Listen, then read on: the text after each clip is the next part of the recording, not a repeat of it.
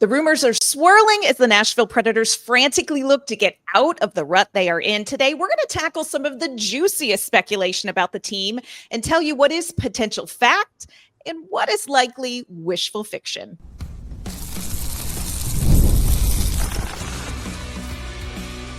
You're Locked On Predators, your daily podcast on the Nashville Predators, part of the Locked On Podcast Network, your team every day. Welcome to the Locked On Predators podcast. Thanks so much for making us your first listen of the day. We are, of course, your free daily Nashville Predators podcast. We are a part of the Locked On Podcast Network, now the #1 sports podcasting network. Want to kick off our Wednesday episode shouting out our Locked On Predators insiders and our everydayers who are hanging in there to talk Nashville Predators hockey with us. I'm Ann Kimmel. I am a writer and co-host with Penalty Box Radio, and I am usually joined by the Thelma to my hockey Louise, but today we're welcoming such a special guest co-host. This is Jack Williams, everybody. Jack is the co-site editor and lead beat reporter covering the Nashville Predators for the Hockey News. Jack, thank you so much for jumping on with us. Yeah, of course. It's great to be here, and I always love striking up a conversation with you, whether it be at practice or at the games, or just even talking about just how great the grilled cheeses are at Bridgestone Arena. I really am an expert. I'm an expert in hockey and in grilled cheeses. On today's show, Jack and I are going to cover more than just the food selection at Bridgestone.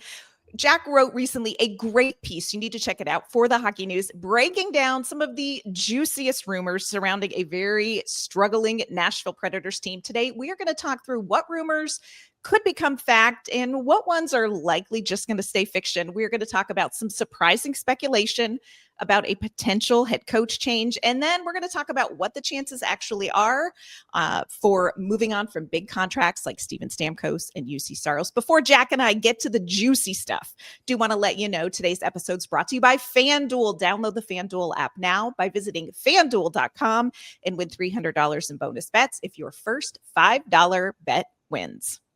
All right, Jack, as of the time of this recording, Andrew Brunette remains the head coach of the Nashville Predators. So we're going to get to a juicy rumor about coaching in the Predators. But before we dive into that, I just want to check in with you. How surprised are you that we haven't heard anything immediately following the Global Series about Andrew Brunette?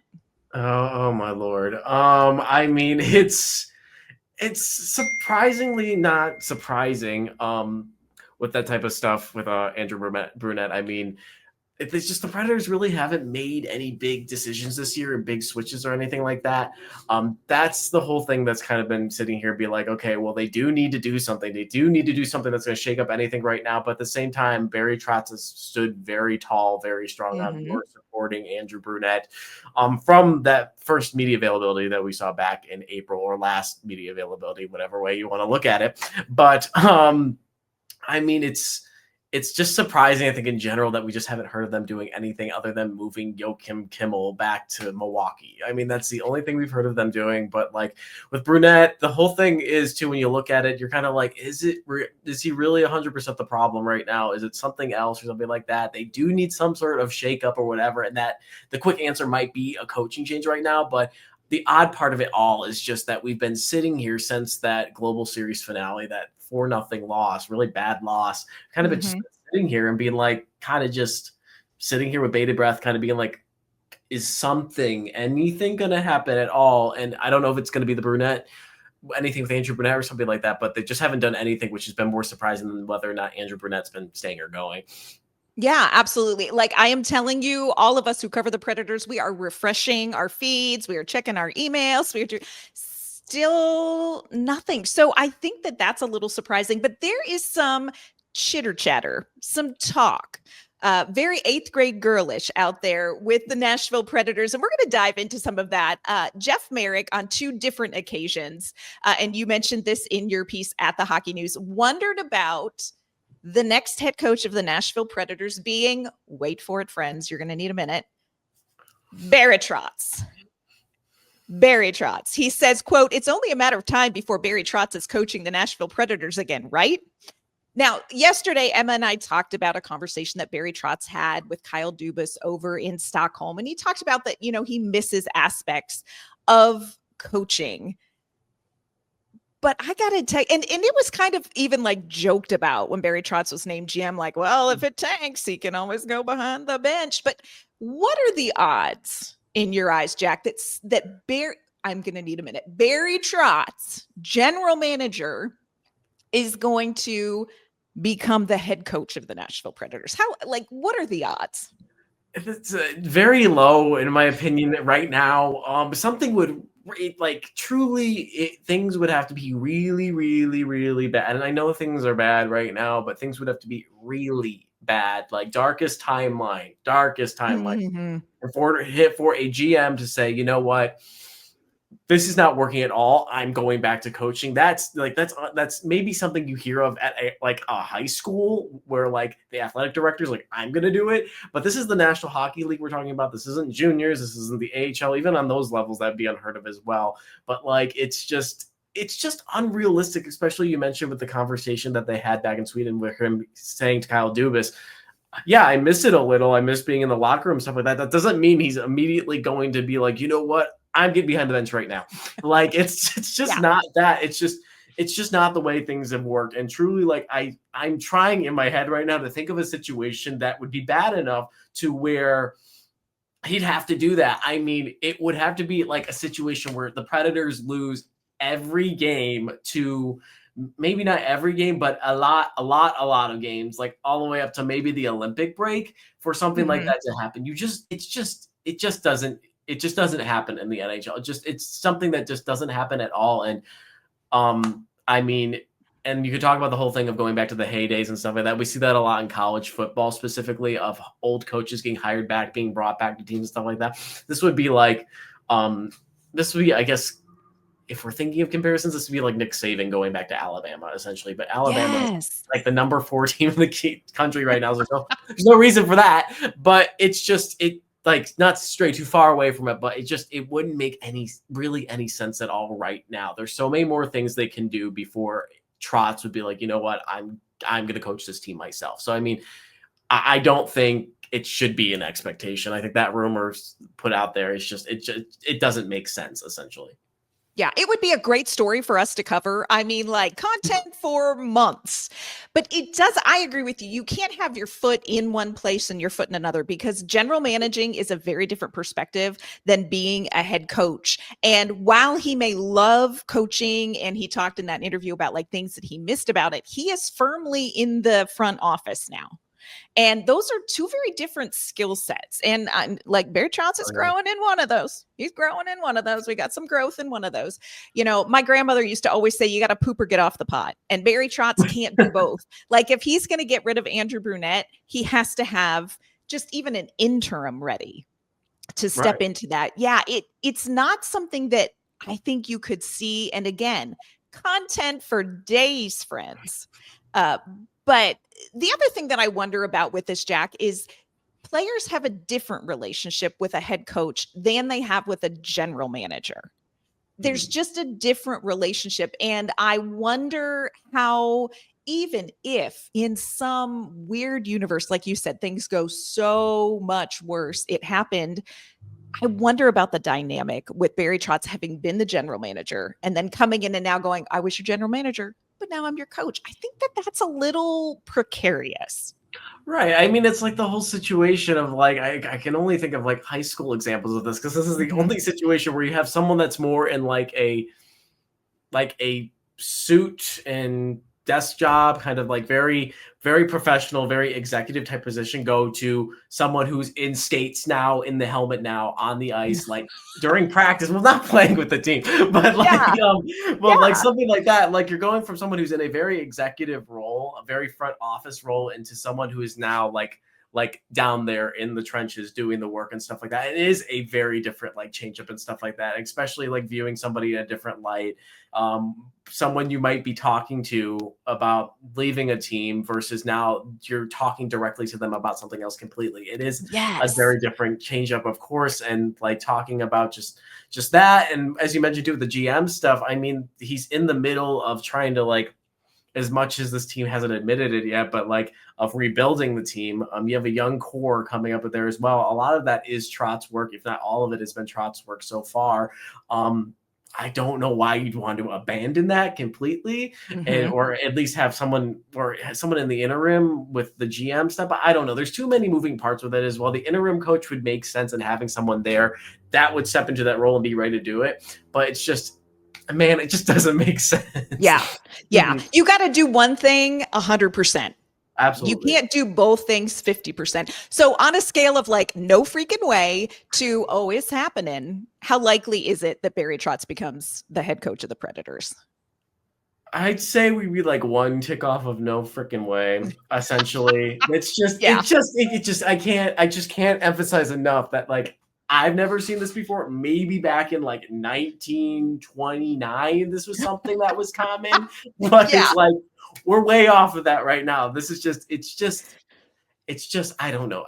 Maybe we're both crazy and this is actually the shakeup that's going to happen, but that would be like a 10.5 earthquake type of shakeup. That would be big. It just, it doesn't make sense. It's bad, but that might actually be overkill, friends. That might be overkill. Yeah. Coming up, no Nashville Predators rumor talk can avoid the many prognostications around Steven Stamkos. Coming up, we're going to sort through the latest talk and tell you what we think is most likely to happen for Stammer.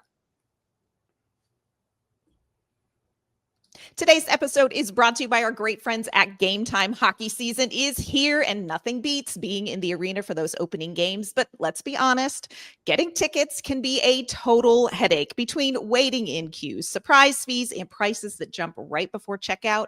It's easy to get frustrated when all you want to do is cheer for your team.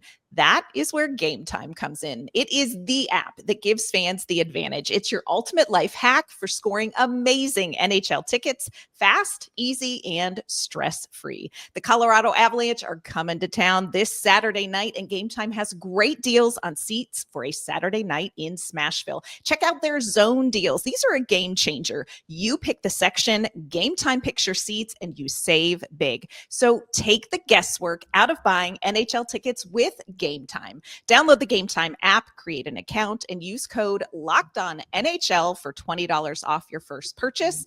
Terms apply. That's code LOCKEDONNHL for $20 off. Swipe, tap, ticket, go.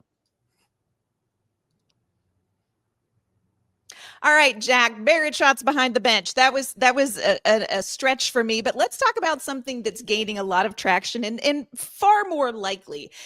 Let's be honest here. The great Steven Stamkos experiment, it's not gone well. Like, Steven Stamkos was sold like a Louis Vuitton, and he got like the Temu crossbody.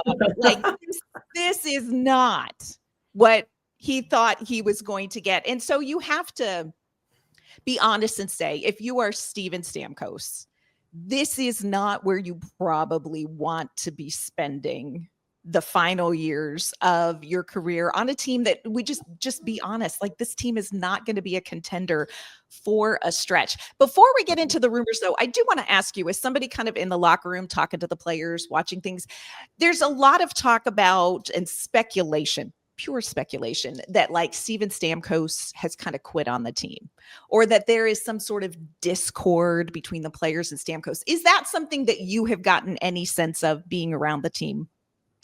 No, not necessarily. I don't really think anybody's really quit on anybody. I don't think anybody's given up. There's obvious frustration in the room, whether it be on themselves or just the way things are going. But I mean, the big thing that we've heard after a lot of these losses is all these guys have been like, you know, we're working towards it. The guys are working towards it. We're just going to go back to it and stuff like that. We haven't been, I mean, we're not seeing stuff like the only example I can think of come to mind is back when Roberto Luongo was leaving the Canucks and he said, my contract sucks in the middle of a press conference. Like, it's stuff like that. We're not seeing essentially. Yes, Steven Stamkos has been visibly frustrated. after games. He might be, if we're weighing things out, he might be the most direct about it a little bit more. We've seen him kind of speak out a little bit more about the frustrations than everybody else and stuff like that. But you think about what he is in the league, his presence and stuff like that, what he is to this team, it makes sense. There's a few more eyes on him and stuff like that.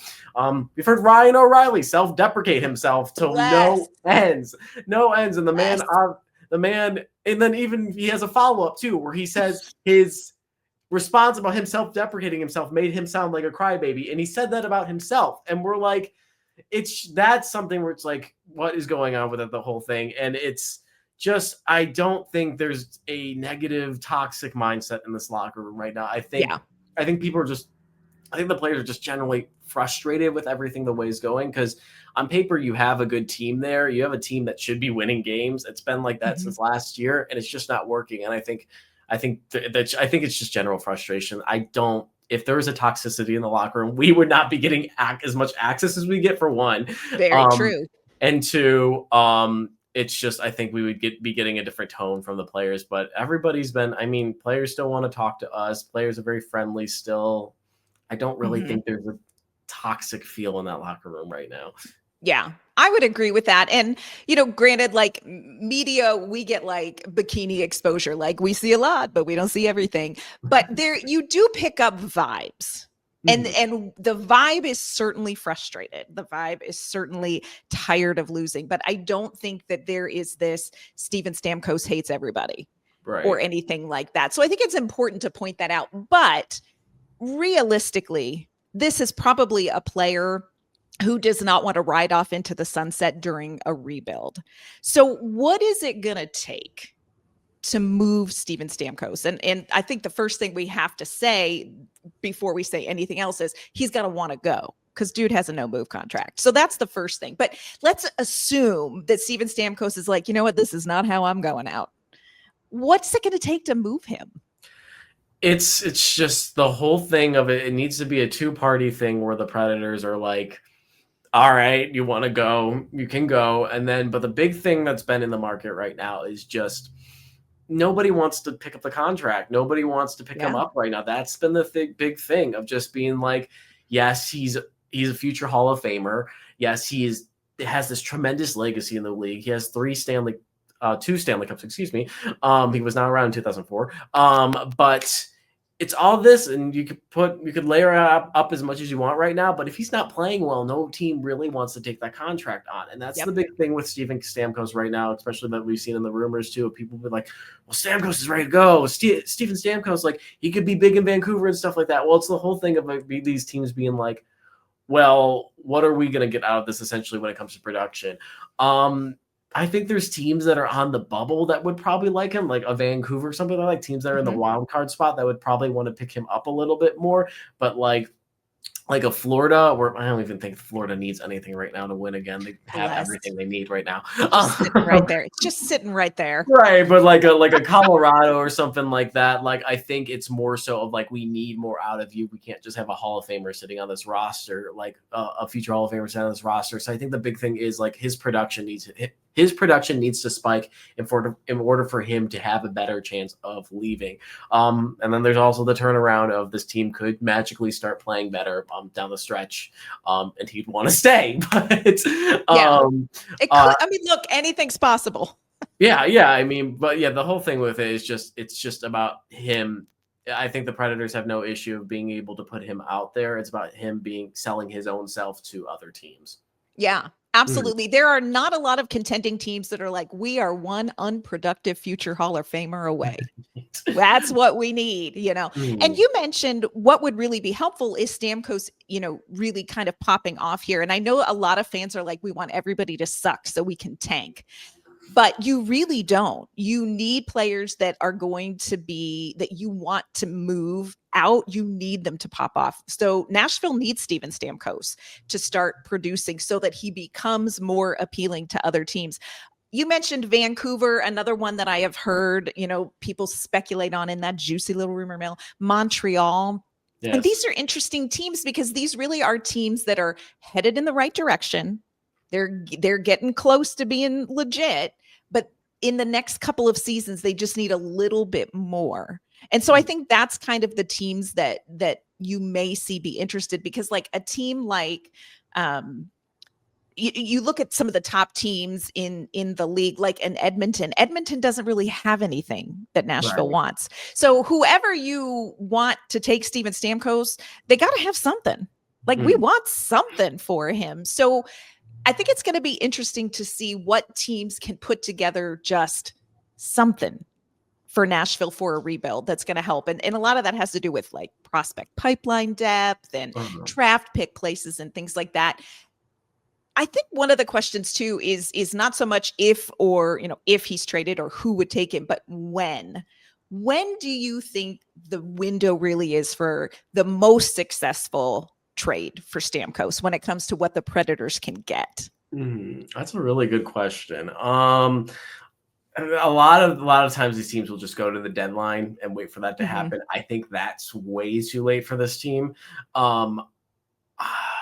I mean, you mentioned Montreal right now. I mean, I just got off. I just did another podcast for the Hockey News. And I talked a lot about Montreal and talking about how they have a lot of injuries right now, but they're still, the Atlantic Division is so tight right now that if you get some sort of boost, that will put you ahead a little bit more, especially when you get past November, December, and then you get into that long point of this season from January to March.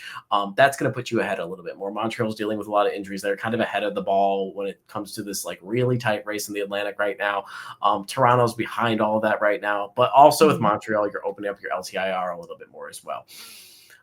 Looking at Montreal's situation, that it'd be a good time to pick up Stamkos like now or like in December or stuff like that. But like if we're talking about, as you mentioned, teams that are on the bubble like that, and kind of understanding their identity of, hey, we're going to be a wild card team. We're going to be pushing for a wild card spot. If you're that team and you understand that to your identity, you'd want to be shopping the market probably in December or early January and stuff like that. So if Stamkos is looking to go and looking for potential suitors, for lack of a better word, to pick them up and stuff like that, this is kind of the time to do it, essentially. And especially now, Nashville needs something. I mean, and if they need something, they need anything. And I mean, the whole thing with Stamkos heading out is it's a trade, so it's about who can they bring in right now. And we've been talking about, everybody in the media corps has really been talking about how this week is supposed to be the turning point. It's been supposed to be the turning point since the beginning of the season, and this was going to be a big checkpoint and stuff like this. And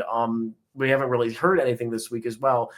This would be the time for that shift to be coming in and stuff like that. So realistically, this would be a good time for Steven Stamkos to win. When we're talking about the context of how the Predators and the organization brain works right now, I don't know when that would happen. Yeah. There's a lot of dynamics at play, not just for the Predators, for Stamkos's performance, but where other teams are on the scale of no freaking way to, oh, it's happening. How likely is it that Stamkos is on this roster after 82 games? Okay.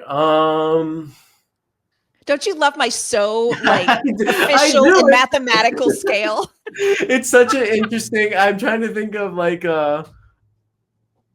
kind of like maybe like we're in the middle, but we're like shifting a little bit likely towards, oh, it's happening. So like kind of a little bit of well, something might be coming type of thing on the spectrum. So I mean, unless he starts playing well with Nashville, unless Nashville finds some sort of equation where he really fits in, I wouldn't be surprised if he's on the way out soon. I wouldn't be surprised. That's a good way to put it. I wouldn't be surprised on that spectrum. That's what I'm perceiving with that. Yep. I love that. Yeah, I absolutely agree with you. Steven Stamkos, of course, is not the only veteran who is causing hockey gossip. Coming up, we are going to get into the juicy rumors about Juuse. Today's episode is brought to you by our friends at FanDuel. The NBA is back, and there is no better place to get in on the action than FanDuel, the official sports betting partner of the NBA.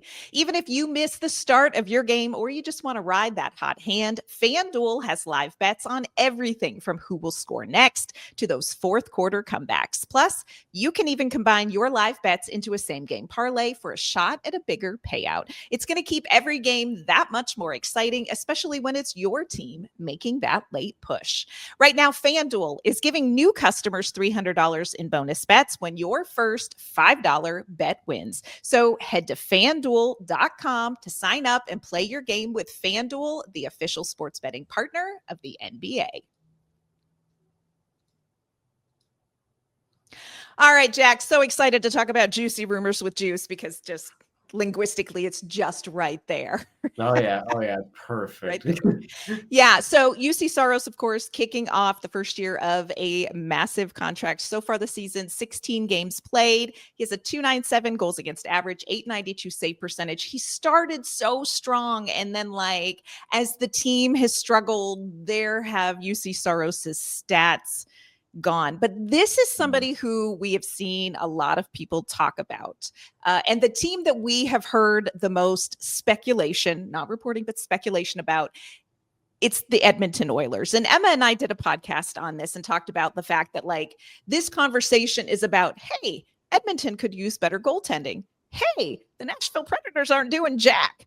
They should get together and talk.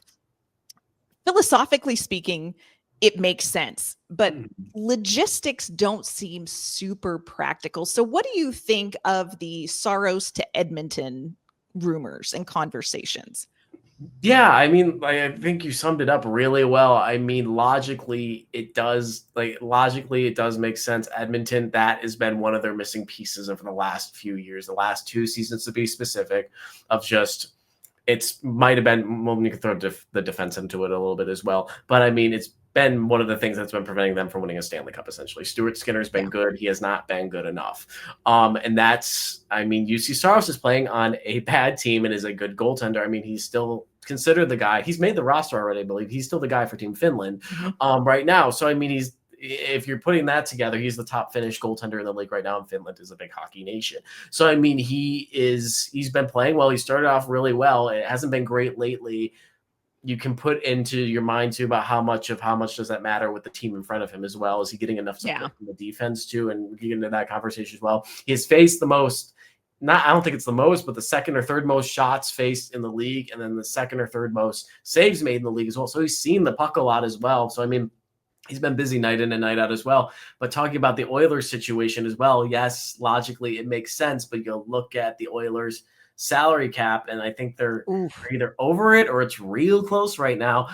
So it's not a good place that they're in right now. I mean, McDavid just signed the biggest contract of all time. I don't know if that's statistically correct or factually correct, but he signed a giant contract, like a big contract. So that didn't help with with that player though, you're gonna give him any type of money he wants. Oh yeah, take all the money in a kidney. Here you go, Connor McDavid. Yeah. But with Saros, it's just, the big thing with him too is his contract as well. I mean, if we want to throw with a little bit more of the linguistics with Juice, we're talking about juicy gossip about Juice, and he has a big juicy contract. We're talking Thanksgiving turkey kind of contract. It's an 8-year contract, and he's in the first year of it. And I mean, it's, who's going to take that on, really? That's the big thing as well. I'm guessing Nashville would have to take a big hit of it in order for him to move on and stuff like that. But if we're talking about the cap, Edmonton's not the team to take that on right now. They're going to have to unload a ton in order to take on that contract right now. But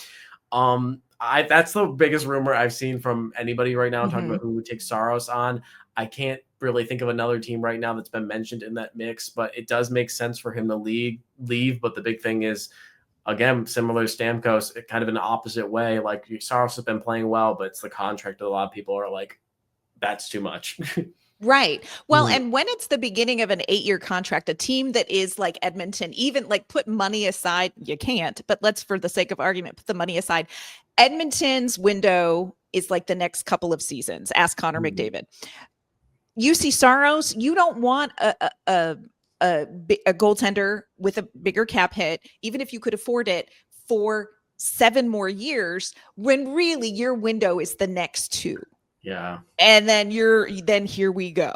So I think this is a little bit tricky. Also, again, Saros has a no move clause. Do you want to? And he can go, nope. And it doesn't happen.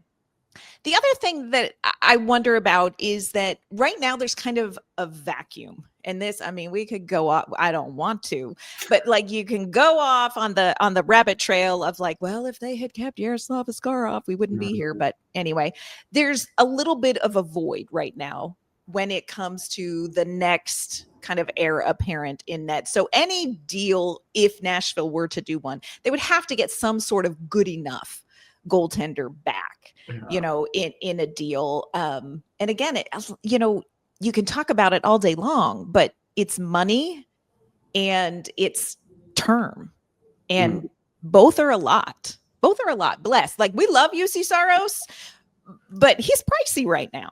No, yeah. Yeah, I mean, I don't know what's going on with the Finnish dollar or something like that right now, but that translation is the money translation is real big right now, and as you mentioned too, they would need to get another big piece in net there, because as much as Ananen is great and he's good, I think he's a good backup when the team's playing well. I think I saw something from Money Puck that he is one of the worst statistical goaltenders in the league right now. He has not won a game, so I mean, they would need somebody that for us. They would need somebody back in that net, like as good. Yeah. Yeah. The other thing too, I think, to keep in the back of your mind when it comes to Juuse Saros and like something happening this year, I think teams are going to keep in the back of their mind, Juuse Saros is a workhorse. Like, this is like the Amish draft horse of goaltenders. Like, he just plays 65, 63, 68 games a season. So if you're getting closer to the trade deadline and you're like, woo, we just fell into a windfall of cash, you've got to say, is he ready? If Nashville continues to use him the way that they have in the past, is he going to have enough in the tank for a deep postseason run? So I think that there are a lot of questions teams are going to ask about Saros. And I think timing again is going to matter.